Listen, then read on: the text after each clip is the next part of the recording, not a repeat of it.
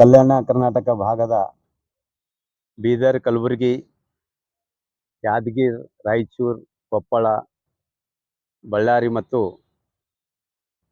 ಹೊಸಪೇಟೆ, ವಿಜಯನಗರದ ಹಾಗೂ ದಾವಣಗೆರೆ, ಹರಪನಹಳ್ಳಿಯ ಕೆಲವು ಭಾಗದಲ್ಲಿರುವ ನನ್ನ ಪ್ರಬುದ್ಧ ಮತದಾರರಿಗೆ ನಾನು ನಮಸ್ಕಾರ ಹೇಳುತ್ತಾ, ಇದೇ ತಿಂಗಳಲ್ಲಿ ಘೋಷಣೆಯಾಗಿರುವ ಈಶಾನ್ಯ ಕರ್ನಾಟಕ ಪದವೀಧರ ಚುನಾವಣೆಯು ಬರುವ ಜೂನ್ 3ರಂದು ಬೆಳಗ್ಗೆ 8ರಿಂದ 4 ಗಂಟೆಯವರೆಗೆ ಮತದಾನ ನಡೆಯುವ ಚುನಾವಣೆಗೆ ನಾನು ಪಕ್ಷೇತರ ಅಭ್ಯರ್ಥಿಯಾಗಿ ಸ್ಪರ್ಧಿಸಿದ್ದು, ತಮ್ಮೆಲ್ಲರ ಆಶೀರ್ವಾದದಿಂದ ಈ ಒಂದು ಕಾರ್ಯಕ್ಕೆ ನಾನು ಕೈ ಹಾಕಿದ್ದೇನೆ. ಯಾಕೆಂದರೆ ನಾನು ಹಲವು ವರ್ಷಗಳಿಂದ ಅನೇಕ ಸಮಾಜ ಕಾರ್ಯಗಳನ್ನು ಕೈಗೊಂಡು ನನ್ನದೇ ಆದ ರೀತಿಯಲ್ಲಿ ಜನರ ಭಾವನೆಗಳಲ್ಲಿ ಅರ್ಥ ಮಾಡಿಕೊಂಡು ಸ್ಪಂದಿಸ್ತಿರುವ ನಾನು ಈ ಒಂದು ರಾಜಕೀಯ ಸೇವೆಗಾಗಿ ನಾನು ಈ ಒಂದು ಸಾಹಸಕ್ಕೆ ಕೈ ಹಾಕಿದ್ದೇನೆ. ತಾವೆಲ್ಲರೂ ನನ್ನನ್ನು ಆಶೀರ್ವದಿಸಿ, ಏಕೆಂದರೆ ಇಲ್ಲಿವರೆಗೆ ತಾವೆಲ್ಲರನ್ನೂ ನೋಡಿದಿರಿ. ರಾಜಕೀಯ ಪಕ್ಷದ ಎಲ್ಲ ಧುರೀಣರನ್ನು ಮತ್ತು ಅವರಿಗೆ ಆಶೀರ್ವದಿಸಿ ಚುನಾವಣೆಯಲ್ಲಿ ಗೆಲುವು ಸಾಧಿಸಿಕೊಟ್ಟಂಥ ನೀವು ಮತದಾರರು ಇವತ್ತು ಯಾರು ಏನು ಮಾಡಿದ್ದಾರೆ ಎಂಬುದು ನಿಮಗೆಲ್ಲರಿಗೂ ಚೆನ್ನಾಗಿ ಅರಿವಾಗಿದೆ. ಅದಕ್ಕಾಗಿ ತಾವೆಲ್ಲರೂ ನಾನು ಸ್ಪರ್ಧಿಸಿರುವ ಪಕ್ಷಾಂತರ ಅಭ್ಯರ್ಥಿಯು.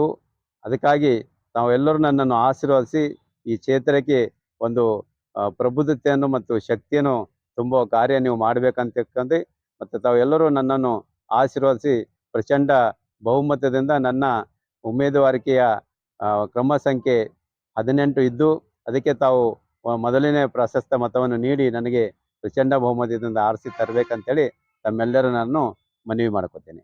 Doctor Kumar H Vanti. Doctor Sadananda Patil ವೃತ್ತಿಯಲ್ಲಿ ಆಯುರ್ವೇದ ವೈದ್ಯನಾಗಿದ್ದು ಕಳೆದ 18 ವರ್ಷದಿಂದ ನಾನು ಸೇವೆ ಸಲ್ಲಿಸ್ತಾ ಇದ್ದೀನಿ. ಇವತ್ತು ನಮ್ಮ ಭಾಗದ ಏನು ಗ್ರಾಜ್ಯುಯೇಟ್ ಕಾನ್ಸ್ಟಿಟ್ಯೂನ್ಸಿ ಎಲೆಕ್ಷನ್ಸ್ ಏನು ಬಂದಿದ್ದಾವೆ, ಸೊ ಇದರಲ್ಲಿ ಸರಳವಾಗಿ ಸಾರ್ವಜನಿಕರಿಗೆ ಲಭ್ಯವಿರುವಂಥ ವ್ಯಕ್ತಿ ಅಂದರೆ ನಮ್ಮ ಡಾಕ್ಟರ್ ಸುನೀಲ್ ಕುಮಾರ್ ಎಚ್ ವಂಟಿ ಅವರು.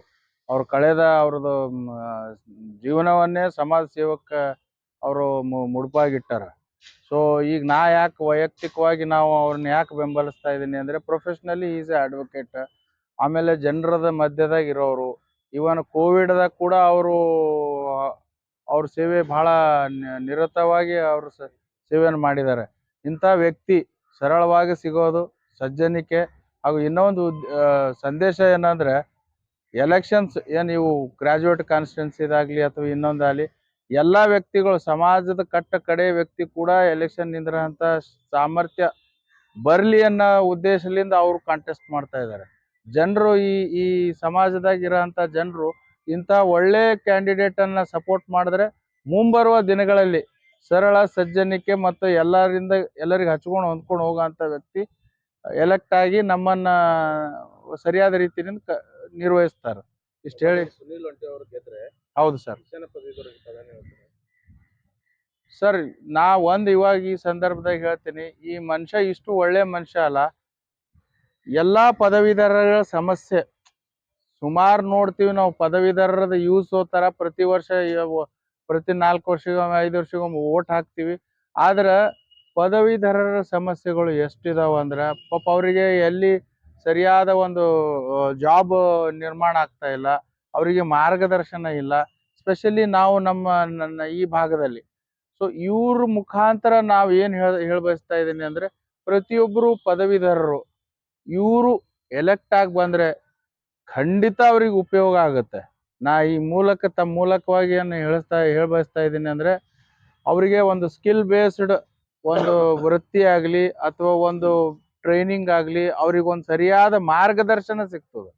ಮತ್ತು ಇನ್ನೂ ಒಂದು ಏನು ಹೇಳ್ತೀನಿ ಸರ್, ನಾ ಎಲ್ಲರೂ ಎಲೆಕ್ಷನ್ಸ್ ಸೇವೆ ಮಾಡ್ಲಿಕ್ಕೆ ಎಲ್ಲರಿಗೂ ನಮಗೆ ಒಂದು ಸವಲತ್ತು ಸಿಗ್ಬೇಕು. ಈಗ ಹೆಂಗಂದ್ರೆ ಬಿಗ್ ಶಾಟು, ಕೊಟ್ಟಾಧೀಶರು, ದೊಡ್ಡ ಕಾರ್ನಾಗ ಅಡ್ಡಾಡೋರು ಅಷ್ಟೇ ಎಲೆಕ್ಷನ್ ನಿಂತರ ಅವರು ಎಷ್ಟು ಸಮಯ ನಾವು ಸಮಾಜಕ್ಕೆ ಕೊಡಕ್ಕಾಗ್ತದ, ಅದು ನೀವು ಮತ್ತು ಪದವೀಧರರು ಎಲ್ಲರೂ ವಿಚಾರ ಮಾಡಬೇಕು.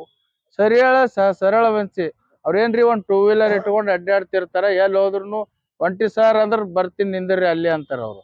ಅವ್ರಿಗೆ ಯಾವ್ದು ಇದು ಇಲ್ಲ, ಮನುಷ್ಯಾಗ ಲೋಭಿ ಇಲ್ಲ. ಅವರು ಆರಾಮಾಗಿದಾರ, ತನ್ನ ವೃತ್ತಿ ಒಳಗ್ ಒಳ್ಳೆ ಪ್ರೊಫೆಷನ್ ಅದ, ಅಡ್ವೊಕೇಟ್ ಅದಾರ, ಅವ್ರು ಚಂದ ಇದು ಮಾಡ್ತಾ ಇದಾರೆ, ಅವ್ರಿಗೇನು ಇದು ಇಲ್ಲ.